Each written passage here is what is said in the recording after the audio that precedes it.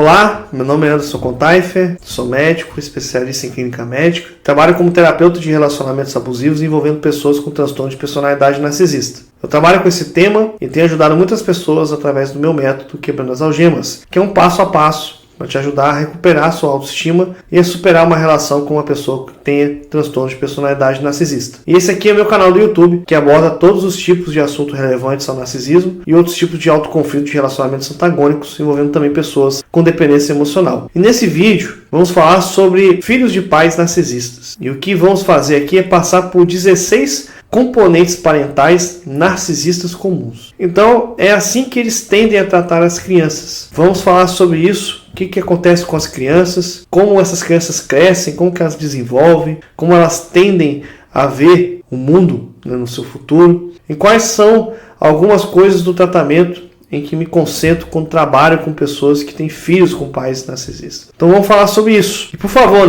curta, compartilha aí, se inscreve no meu canal se você não é inscrito. Deixa seus comentários aqui, qualquer comentário que você venha a ter. Se você tem um pai narcisista, como que você lida com isso de forma eficaz? Eu acho importante, a gente divulgar essas informações positivas, porque elas podem ser muito boas, para as pessoas que vão ali ler essas informações. E muita gente lê os comentários do YouTube. E é algo que eu estou tentando fazer aqui nas redes sociais. Estou tentando criar um ambiente muito positivo para que as pessoas possam ter confiança e entender sobre o assunto. Mas nesse vídeo nós vamos falar sobre os filhos de pais narcisistas e vamos entrar nesse assunto agora. Portanto, os 16 componentes parentais narcisistas comuns. O primeiro é que você tende a fazer apenas as coisas que ele ou ela, o pai ou a mãe narcisista, queria fazer, independente de você querer ou não fazer aquilo. Então isso significa que não importa o que você vai fazer, o que essa pessoa quer fazer, pode ser até ir no cinema, talvez os seus pais tenham se separado, seu pai narcisista teve que ir ao escritório dele, então você fica lá sentado no escritório dele o dia todo, mas eles não estão vendo se as suas necessidades estão sendo atendidas. Eles não se preocupam com o que você quer fazer, qual é o seu interesse. Então eles apenas te arrastam sem pensar como que isso poderia impactar na sua vida, naquela infância, no seu dia, no seu interesse. Então, em outras palavras, eles fazem coisas fora dessa estrutura familiar e atendem às suas necessidades e ficam felizes ao atender às suas próprias necessidades. E aí você vai internalizando um fardo, como se fosse um filho ruim, você não gosta de estar no escritório com seu pai, por exemplo. Um componente que é algo impressionante é que você nunca é capaz de ser o suficiente. Você nunca é capaz de impressionar ou agradar o seu pai ou sua mãe narcisista. Então não importa se você tirou um 10 na prova, se antes você tirou um 9. O que vai marcar é o 9, a nota baixa que você tirou. Isso é trazido como você como algo humilhante. Ser atingido com esse pensamento da perfeição. E esse sentimento ele fica internalizado em você criança. Surge uma dúvida. Agora, a aparência das coisas era mais importante do que os seus sentimentos, cara. Portanto, você pode não querer usar um vestido específico, uma roupa específica ou qualquer outra coisa, seja porque você se sente desconfortável com aquilo, não importa. Você tem que se apresentar ali com aquela roupa porque aquele pai ou aquela mãe decidiu que você vai usar aquilo. Tem que usar aquela imagem perfeita, da princesa e do príncipe. Você se apresenta como feliz, saudável, estável, porque esse é o reflexo direto que esse pai ou essa mãe narcisista querem que você apresente. Mas você não está feliz ali. Agora você tendia a ter maior valor quando o seu pai ou sua mãe se gabavam das suas realizações, ou quando reclamavam dos seus fracassos. Então você pode se tornar uma espécie de peça de xadrez. Você se torna um componente, um objeto externalizado que permite que esse pai ou essa mãe narcisista tenha atenção sobre as outras pessoas. Então se essa criança vai dar certo, dá esse pai narcisista aquela forragem para chamar a atenção para as crianças, e falar dos sucessos dela. Ou se elas falham muito, meu filho erra demais, isso aqui, tal. Por que eles fazem isso com a criança, Por que eles fazem essa coisa vazia, Essas são coisas que esse indivíduo carrega consigo, O filho ele pode ter uma sensação de ser um fardo, ele pode ter uma sensação de falta de conexão com seus pais.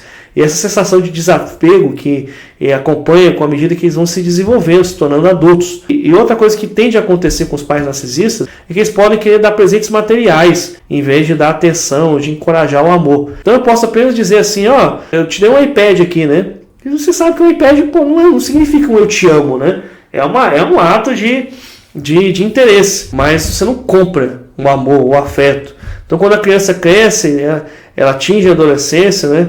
Quando todos nós ali meio que começamos a recuar um pouco, a testar os nossos limites, né? Ter a nossa autonomia, a criança acaba achando que ela pode comprar o amor de alguém. Isso não é totalmente inadequado, né? Aquele pai narcisista também, ele acaba também não conseguindo lidar com o sentimento de dissensão. Então eles rapidamente acabam esmagando os seus filhos, né? Fazem os filhos se sentirem pequenos, fazem você sentir um fardo, um peso, fazem você sentir desapego, porque você merece desapego. Então eles fazem isso e dizem, eu comprei um PlayStation 5 para você aqui agora, comprei um MacBook para você, um iPad, todas essas coisas. Mas o que isso faz é confundir a criança, porque a criança ela queria, na verdade, uma conexão emocional, e não era algo material que ia substituir isso. A única conexão emocional que eles têm é com o iPad ou com o iPhone, então não é uma conexão emocional. A figura parental era o que o filho desejava, só que não teve aquilo.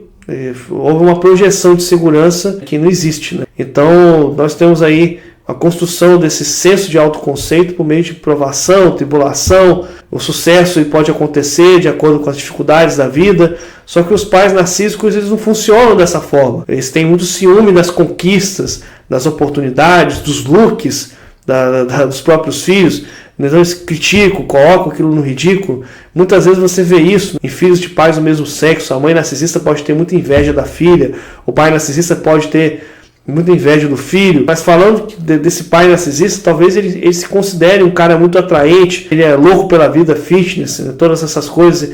E aí vem essa filha que é mais nova, talvez ela esteja lá na ginástica, não sei, né, mas ela é muito bonita, muito atraente, os outros veem ela como atraente, talvez os amigos dela digam, olha, sua filha é muito bonita, né, sua filha é linda, e esse ciúme, essa insegurança gera esse desprezo, né, por aquela pessoa. Agora lembre-se, né, o conteúdo central da maioria dos narcisistas é culpa, vergonha, dúvida, medo e inferioridade. E é tudo isso aqui que está sendo acionado. Então você fica com a sensação de vergonha internalizada à medida que você se desenvolve. Então outro componente ou característica é que esse pai ou essa mãe narcisista tende a ver só a si mesmo. O pai vê como alguém muito importante, influente, que tem direito do melhor, ele tem que ter os melhores filhos. Então eu fiz isso para você e fiz isso para você, por você. Essa é a conceituação. Fiz tudo isso por você. E é assim que você está me pagando, você é um ingrato, você é uma ingrata. É assim que você me mostra que você me ama. E isso vai tudo ali dando na cabeça da criança, vai girando, aquela confusão, vai se tornando um componente muito adicional, um gaslight muito presente, toda essa confusão aqui, né? Então o filho fala, estou confuso, né, sobre quem eu sou, o que eu tenho que acreditar, como que está o meu desenvolvimento. Tanto há uma grande confusão, porque os pais devem ser aquela pedra contra a qual você meio que se joga, né, sobre o que é certo, o que é errado no mundo, como eu deveria me ver, como eu deveria fazer. A gente quer internalizar isso, queremos desenvolver essa introjeção de que existe um senso positivo de si mesmo, que o indivíduo tem que ser positivo. E não é isso que os pais narcisistas fazem, porque o narcisismo é um padrão desadaptativo. Toda personalidade armazena um padrão mal adaptativo que a pessoa desenvolveu ao longo dos anos. Então o que acontece é que o padrão desadaptativo se espalha para a criança, mas não necessariamente o narcisismo. Pais narcisistas tendem a tirar vantagem e manipular os outros quando isso lhes convém. Então você vê que os pais são manipuladores, você vê que eles conseguem o que querem sendo dissimulados, mentindo, trapaceando, fazendo coisas inapropriadas. Então você desenvolve essa conceituação. A criança desenvolve essa conceituação. Então é assim que o mundo funciona. Não há uma boa referência aqui.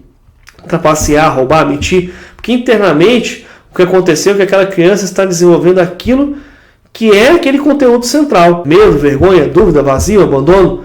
Quando falamos sobre o garoto como parte desse conteúdo principal, é um pouco diferente, né? Mas você pode aprender padrões e estratégias comportamentais que são tão destrutivos e aprende isso aí com aquele pai narcisista. O garoto vai aprender com o pai dele. Então o pai ou a mãe narcisista procura os holofotes, mesmo que isso possa significar humilhar aquelas crianças. Ok, né?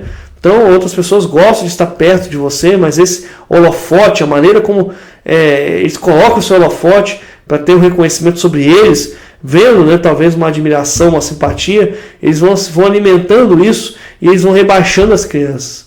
Veja como que meu filho é horrível, veja como que minha filha é terrível, e eles usam isso para chamar a atenção porque não importa. Sabe como que isso dói no moleque? Sabe mesmo? O que acontece é que é importante que alimente o narcisismo dos pais. Os filhos têm que alimentar o narcisismo dos pais. Isso é claro, né, torna-se habitual e repetidamente que é internalizado com aqueles componentes que a gente já discutiu aqui. Então o outro, né, é que o pai ou a mãe narcisista são altamente sensíveis a comentários ou críticas negativas e expulsaria da sua vida as pessoas que criticassem, como os seus filhos. Então o que significa que conforme você envelhece, agora você está na adolescência, começa a recuar um pouco, porque é normal fazer isso, seu pai narcisista não tolera nenhuma discórdia. Você tem que adotar esses valores e regras, mas eles são todos vagos, inconsistentes de qualquer maneira, então você nunca sabe com o que você pode contar. Qualquer oposição, ela é apenas um pagamento maciço. E eu não vou mais falar com você, né? Não estou mais conversando aqui, você me criticou, nunca mais vou te dar nada.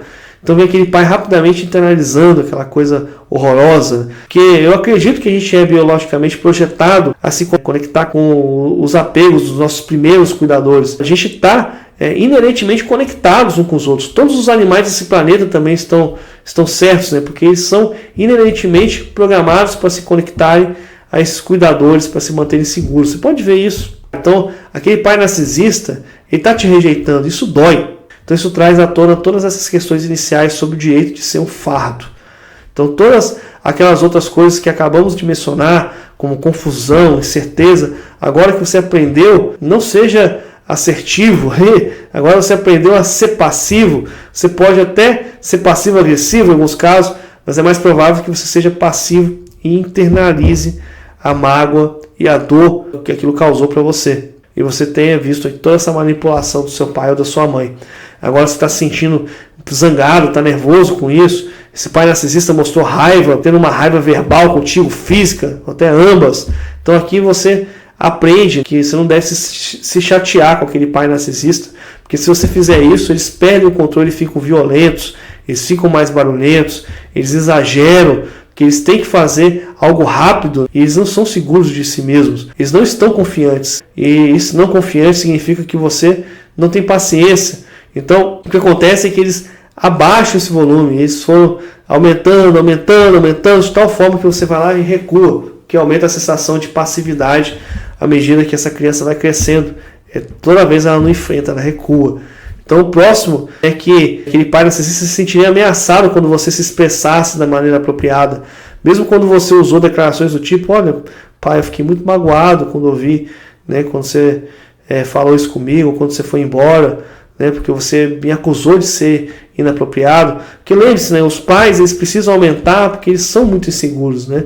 E esse conteúdo central, medo, vergonha, dúvida, insegurança, inferioridade, isso tudo está acontecendo aqui. Então eles têm que aumentar o volume, ser barulhentos, ser agressivos, para que você se afaste rapidamente, porque eles têm muito medo. Essa é a realidade. Os pais narcisistas têm muito medo desses filhos. E eles podem ter as suas fantasias de sucesso, suas próprias realizações, que poderiam ser coisas altamente ambiciosas, mas eles vão lá e projetam em você o sucesso. Você percebe que não há senso de responsabilidade. Os seus pais eles não reconhecem essas responsabilidades, eles se desviam das responsabilidades. Então você aprende a desviar desses pais, né? Mas fica confuso, né? Porque à medida que você cresce e desenvolve, você não se considera uma pessoa eficaz em sair desse tipo de relacionamento com seus próprios pais. Portanto, o mundo ditará como você deve se comportar, como deve reagir. E é provável que o filho do narcisista gravite em direção ao negativo. Porque é claro que o negativo é mais fácil do que o positivo, a menos que você tenha sorte e possa entrar em um grupo social positivo, como uma igreja, por exemplo. Isso estimula a autoestima, isso estimula o crescimento. E não há muitos grupos por aí, né, bons, né, de certo e errado, que vai dizer isso para você. Suas referências deveriam ser seus pais. E você vai para aquela negatividade, quando chega a isso reforça toda a sensação de peso, de fardo que você sentia, essa sensação de estar desapegado, essa sensação de perda, confusão, medo e todas essas outras coisas que vêm junto. Então você volta para isso. Então por que aqueles pais narcisistas, aqueles momentos irrealizados de sucesso que eles não alcançaram, provavelmente porque eles não tentaram genuinamente, porque eles culpam todo mundo por impedi-los, então eles não tentaram genuinamente, correto? Se eles tentaram, foi uma tentativa meio de coração, meio mal feita. Eles receberam algum tipo de feedback negativo, receberam um feedback negativo e não quiseram ouvir ninguém, então eles ficaram tipo, não, eles nunca me deram uma chance, né? Mas às vezes eles nem tentaram.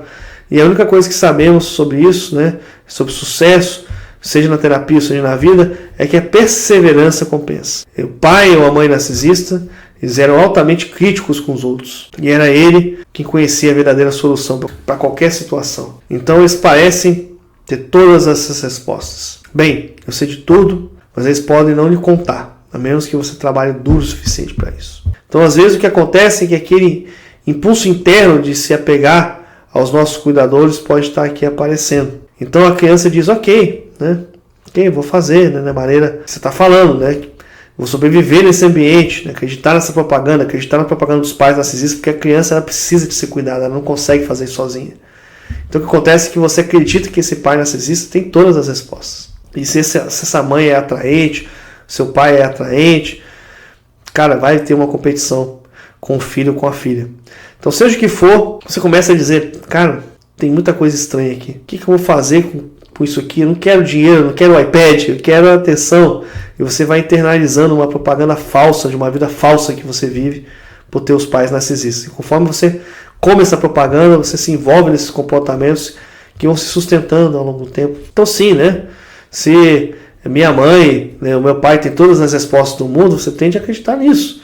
Mas manter essas pessoas em um pedestal vai durar pouco, porque o que acontece é que na adolescência meio que a gente começa a perceber, tem alguma coisa errada aqui. Nossos pais não têm todas as respostas. Então em nossos 20 anos de idade a gente começa a perceber, alguma coisa está errada, eu não percebi isso aqui, ninguém está percebendo. Então isso nos dá um pouco de humildade, um pouco de motivação para fazer as coisas da maneira diferente e ver a nossa vida e assumir essa palavra, essa responsabilidade realmente de mudança na nossa vida, que realmente a gente pode se tornar uma pessoa cada vez mais independente e menos dependente emocional. Então quando você está trabalhando com alguém que é filho de pais narcisistas, o que você tem que fazer? Em primeiro lugar, o narcisista não gera narcisismo.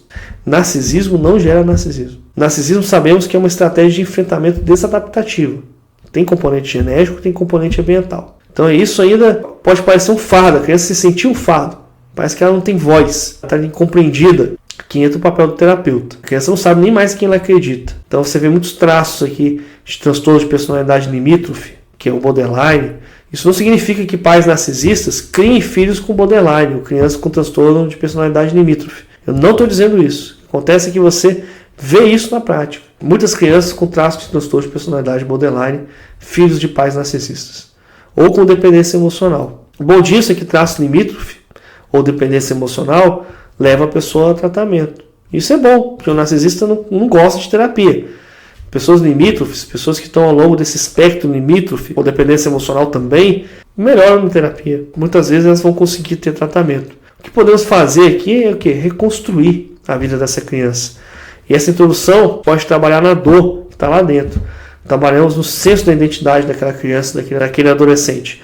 A gente trabalha, como você pode ver aqui, assumindo riscos, né? Então a gente vai ter que fechar esse barulho dos pais na cabeça daquelas crianças, parar dessas crianças internalizarem essas informações ruins, e você vai desenvolvendo uma nova forma de enxergar o mundo. Porque o pai foi reforçando, né? O pai narcisista foi batendo na cabeça do filho sobre negatividade, sobre o fardo dele, sobre desapego.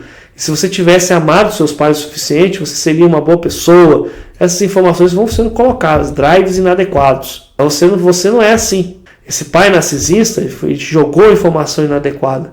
Em segundo lugar, o que acontece é que os pais narcisistas, por causa de seus próprios problemas, nunca vão sentir amor suficiente, exceto a aceitação, apreciação ou qualquer coisa do tipo. Esse narcisismo, essa estratégia mal adaptada para funcionar, é tão forte que eles não se dão o direito de amar e cuidar genuinamente do outro.